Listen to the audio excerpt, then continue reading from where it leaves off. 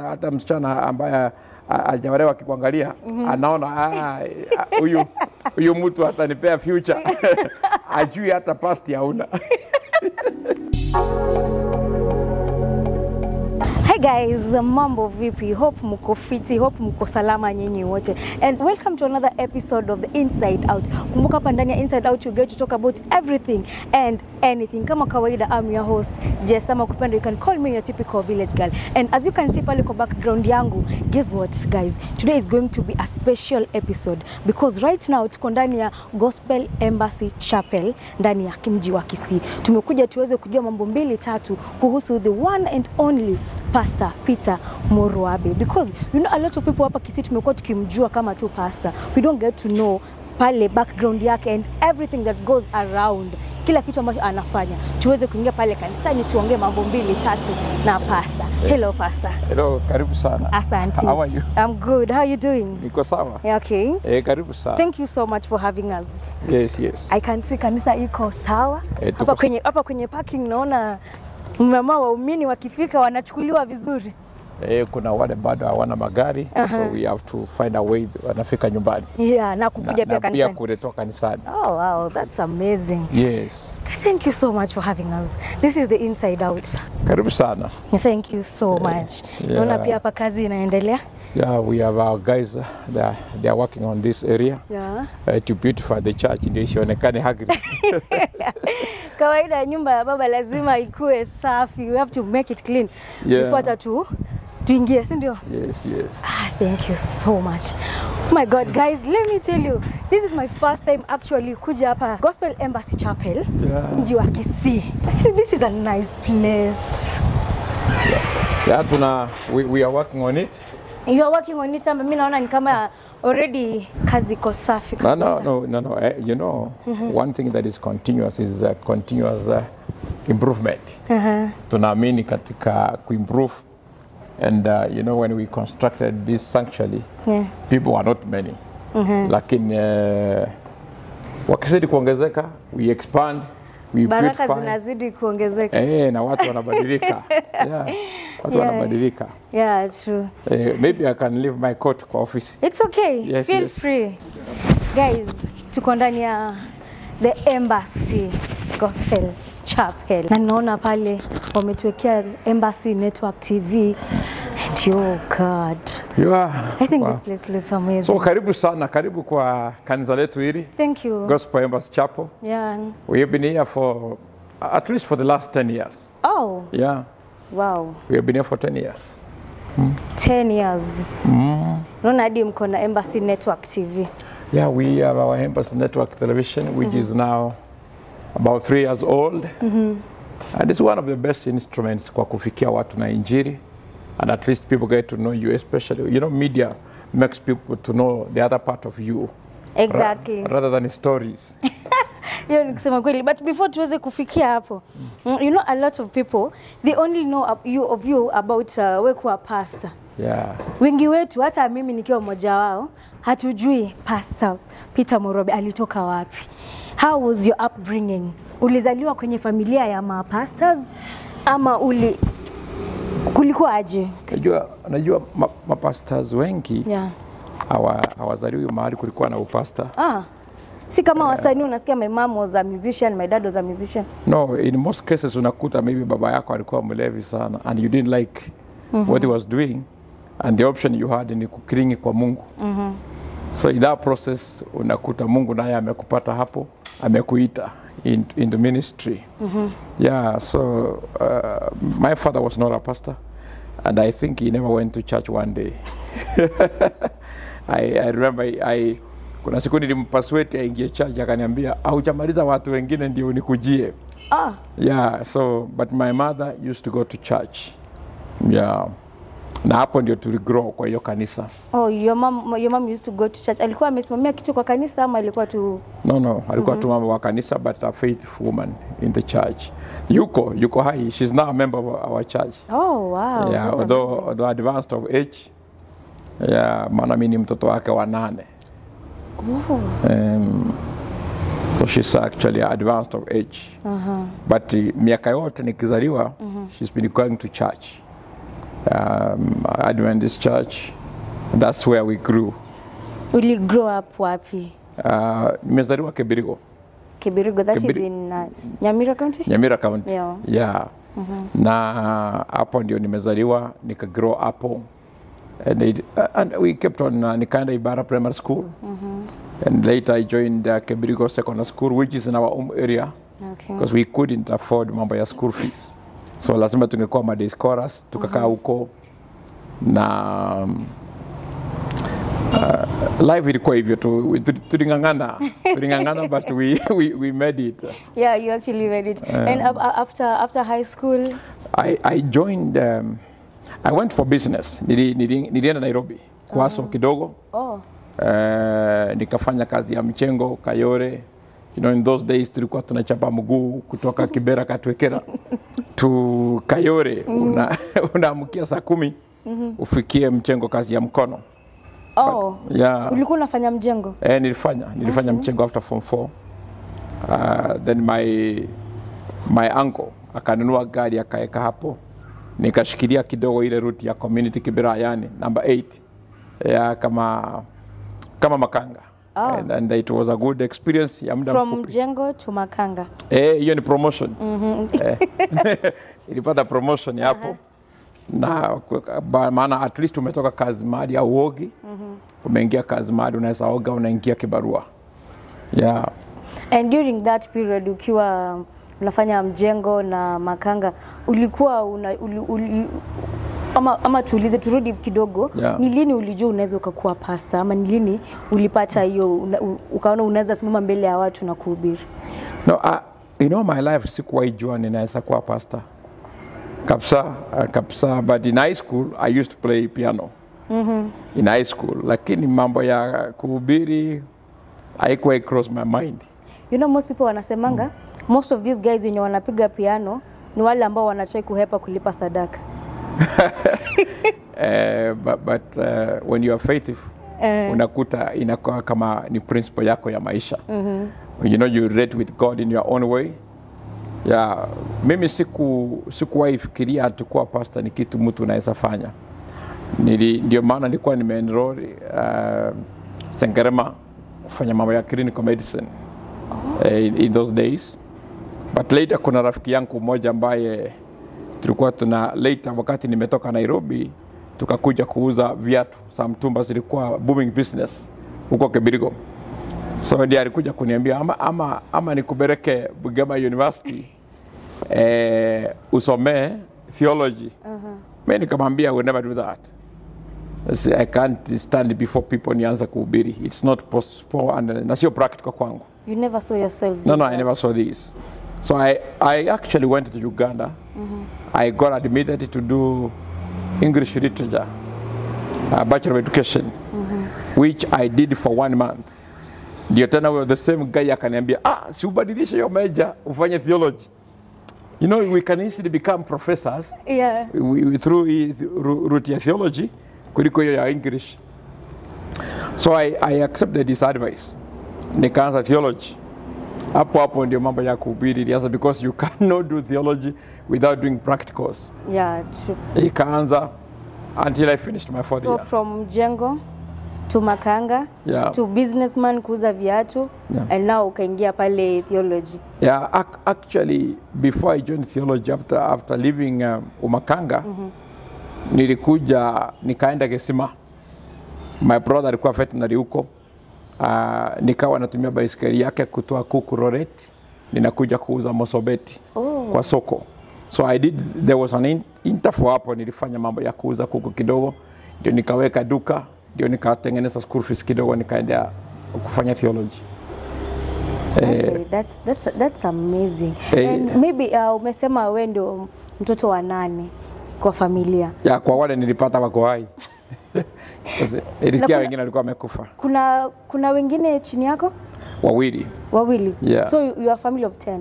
We are a family of 10. Hata kama wengine wamekufa, but wale tulikutana kama tuko hai ni 10. Ni 10. Yeah. Okay. So kwa hawa 10 apart from me, kuna mwingine tena ambaye ameingia hizo side za kanisa ama kanisa wanaenda, lakini kuhubiri that wamekuwa pastors? Kuhubiri hapana. hata wao wakiniangalia wanashangaa ninahubiri. So nile mkikaa, let's say you have gone home, umekaa chini as siblings mnapiga story. It took them time to call me pastor.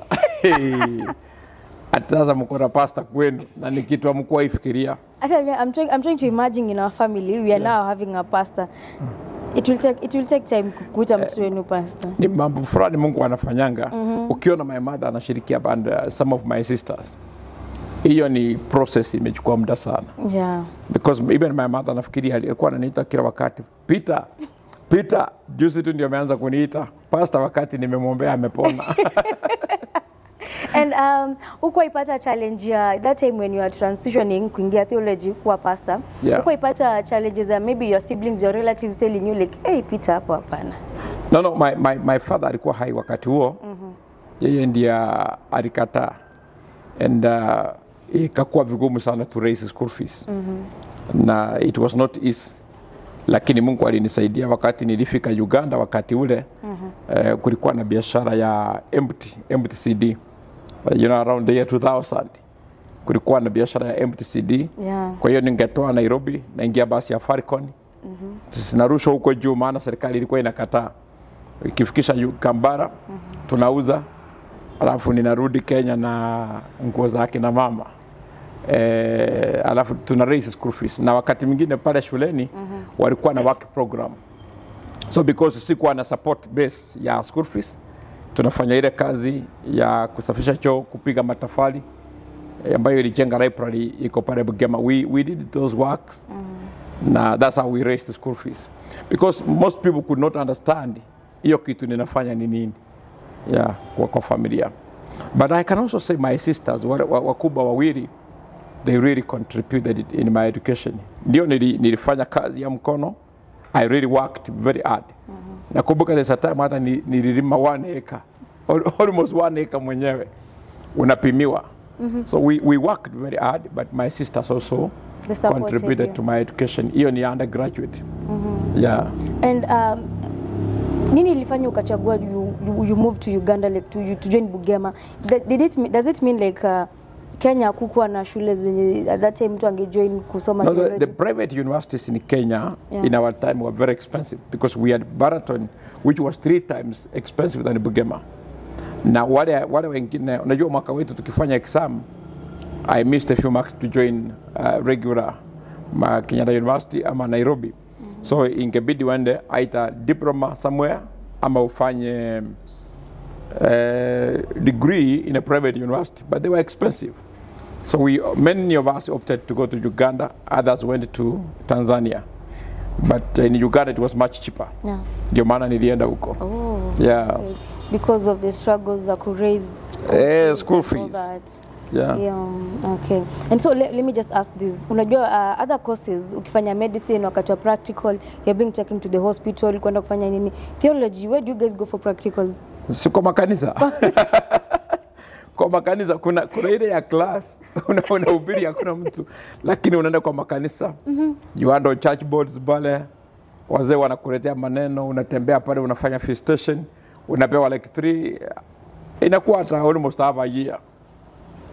Umepewa kanisa mahali kama kule Uganda, unaenda kwa vijiji. So you get up to learn some Ugandan language. Yeah, because most unakuta ukiingia ndani hakuna mtu anajua Kiingereza, hakuna mtu anajua Kiswahili. So ni kuongeleshwa tu sebo orioti sebo jeberko, you have to learn that language. So it's just normal when you turn attachment mali for 3 months, you guys you go for 6. Yeah, practicum, yeah. Mnasimama mbele ya kanisa kuhubiri. Yes, you become the pastor. Na wakati wa kuinvigilatiwa ukifika, profesa anakuja anakaa pale unahubiri akiangalia kuna there are particular areas we call them like homiletics and hermeneutics. Anaangalia vile umehandle verse, umetoa context, umefanya exegesis, alafu anakumakia na vile umedress, hiyo ndio homiletics. Na vile umeingia kwa stage, na vile umeintroduce topic yako, vile umeibuild, na vile umeiconclude. Kwa hiyo ukiona profesa ako hapo na unataka max, lazima ufanye wito. Unaweza arrange watu wachache waambie nikiitana tafadhali mkuje mbele nisionekane sina koli. I don't know about you guys, but I personally would love to experience this. Would love to see this because ever imagine you have gone to church and then kuna invigilator ako pale ana, you know, it's just so funny. I can't imagine. I've never known that thing when it happen. No, that's how it is. I've always been asking myself, unasikia mtu ameenda amesoma theology, una graduate aje, like how do mko na exams? Yeah. We do exams. No, most of the courses are common. Units are common. You mix with all other students. Mahali mna debate kidogo ni kwa concentration, where you start like original Bible languages like Greek and Hebrew. Hapo ndio mkutani na wanafunzi wengine, lakini mambo mengine communication skills, you all together. Every other unit, mko common units, mko together na wanafunzi wengine wote. I think I would love to meet someone mwenye ako attachment ya hiyo. Anajitolea. I get to understand. Unajikakamua usifail because you can actually fail na uwe discontinued. What happens when invigilator wako ako pale, umesimama unaongea and then unaita watu, no one is standing up? No. Hiyo sasa hapo ndio akili yako inatumika. There is no way mtu anaweza kosa kusimama na ulikuwa umepanga. Lazima upange kwamba akikuja tafadhali muje mbele. Do they tell you when they are coming ama unawatu? No, wanakuambia they will be visiting this church on a particular day. Ile kitu unajua wanaangalia sana ni confidence yako na vile una approach. Lakini kama mlikuwa umezoana na watu na umefanya visitation, utakuta kuna wageni umeleta. Kwa hiyo wakiwa kanisani ukimake call watakuja. Because you must make an altar call. Yeah. Lakini ili usijiangushe lazima weke hata watu wawili watatu bendi. Ndio kikiumana. Hata familia unawaambia tafadhali nisaidia hapa. Yeah, but if you are gifted, really you don't have to arrange, because kila wakati mtu akiwa gifted, Mungu anamleteanga watu every service ambao maybe you can handle their issues ama watajitolea kwa Yesu.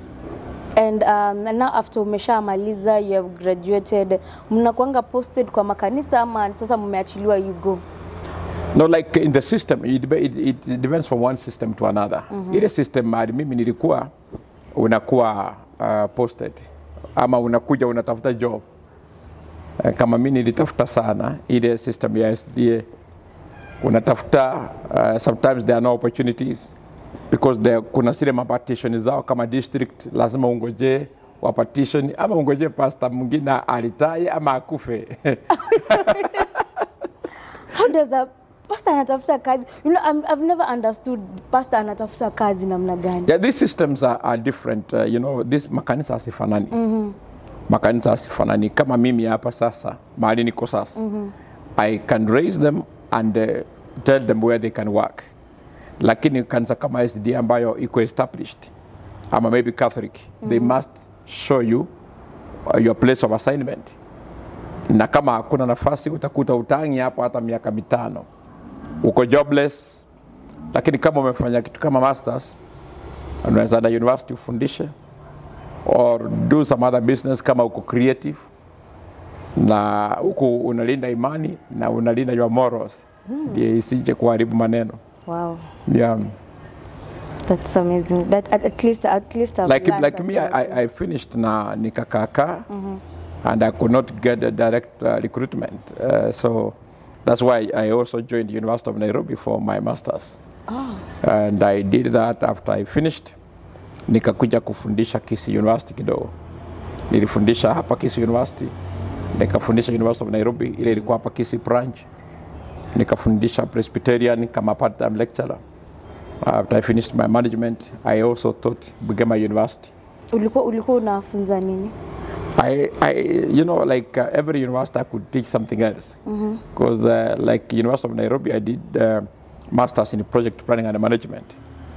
Na my undergraduate, kuna units ambazo ni kama philosophy of Christian education, philosophy of education. So from it would depend on which university. University of Nairobi, I used to teach human resource. Okay. But Bugema University na zingine, I was teaching in the Department of Education. Nilikuwa nafikiria maybe now that ukisema ulikuwa unakuja unafunza part time, I was like, do we have theology here? Ah,